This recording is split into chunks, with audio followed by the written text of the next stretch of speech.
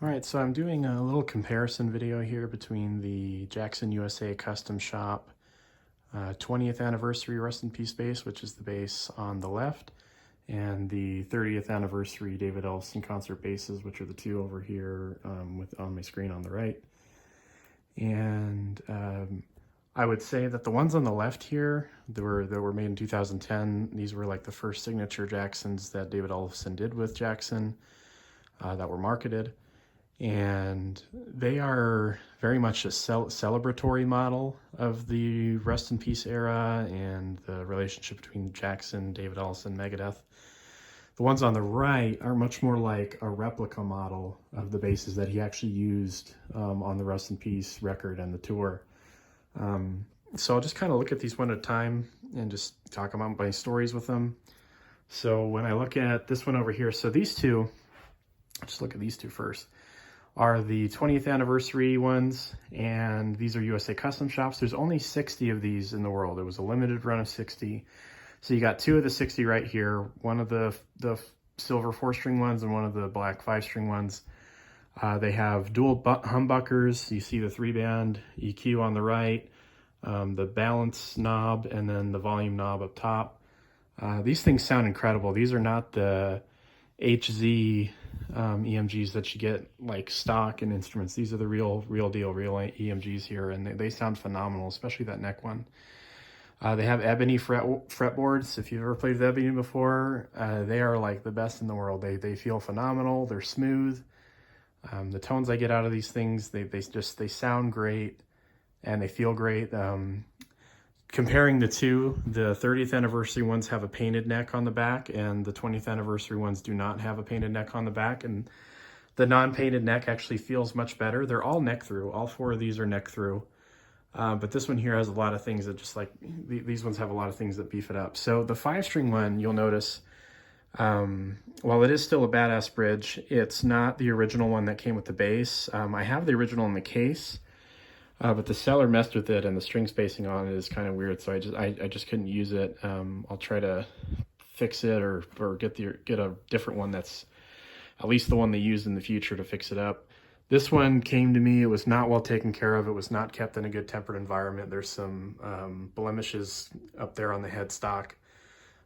It was sticky, it was nasty, it was gross, and a buddy of mine came and helped me clean it up and set it up, and now it's rocking. It sounds great and it looks great and it doesn't stink anymore. This one over here I got used as well. So this one I only got just this year. This one over here I got back in 2019, early 2019. And this one was like, it was brand new. Even though it was made in 2010, you couldn't tell. It still had the tags on it, and you know, the case was great, and it smelled great, and it was clean and beautiful, and there's just nothing wrong with it. So these two basses are great. They sound great. They're my favorite ones absolutely right now. Just love them to death. And these ones over here, there's a lot that's awesome about these. So they are import models, and they're made with woods that maybe aren't so great. You've got laurel wood on the fretboards, which is a lot like rosewood, but I don't know, it looks a little darker, or I mean a little lighter. It looks a little lighter than rosewood. Rosewood looks, to me at least, a little darker. And I would say that the feel on the fretboards feels a little bit more granular to me than it would on a rosewood. I don't know, you know, you could tell me if you think different, I guess, but they feel great and they sound great. I mentioned earlier, not as wild about the painted neck and not as comfortable with laurelwood as I am with the ebony that you got on the 20th anniversary ones, but they still sound really great and they feel very comfortable. Concert basses just feel comfortable in general. And they definitely sound a lot more like the sounds that you would get from So Far So Good So What, Rest in Peace, Countdown to Extinction, and a lot of what you would hear on those tours, just because these are pretty much the exact basses that he used. Now, I don't really recall if they were doing EMGs back then, but he did have the, I mean, everything here is pretty much what you see is what he had then. So you did have a flipped P and a J pickup on both of those basses back then, and they were black and silver respectively, the 4-string being silver and the black, you know, being the 5-string.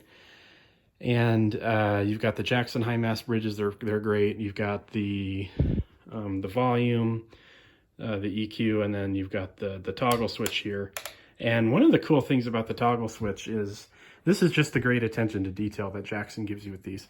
So you'll notice that the toggle switch over here is on this side of the knobs, and over here it's on the other side of the knobs.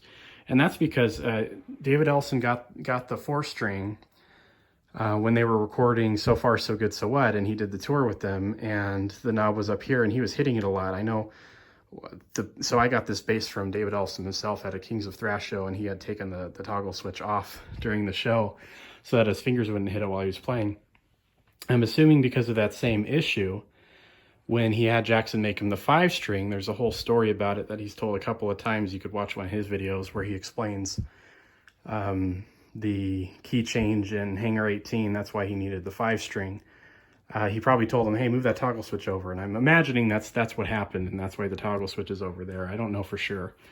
But that's just one of those little cool things. If you go back and you look at pictures from late 80s, early 90s, you'll notice 4 strings had the toggle switch there, and the 5-string had the toggle switch there. And so that's really neat, that they didn't just get lazy and just put it in one spot. They really wanted these to look exactly like they looked back then. So they're really cool. They look like they should. They sound like they should.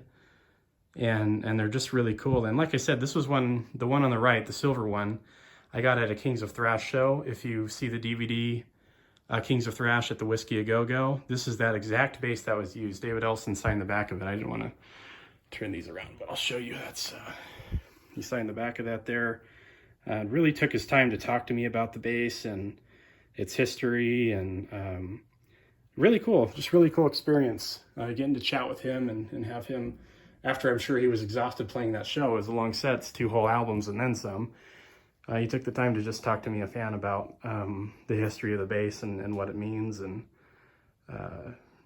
yeah, really great guy, really great basses. Love these things.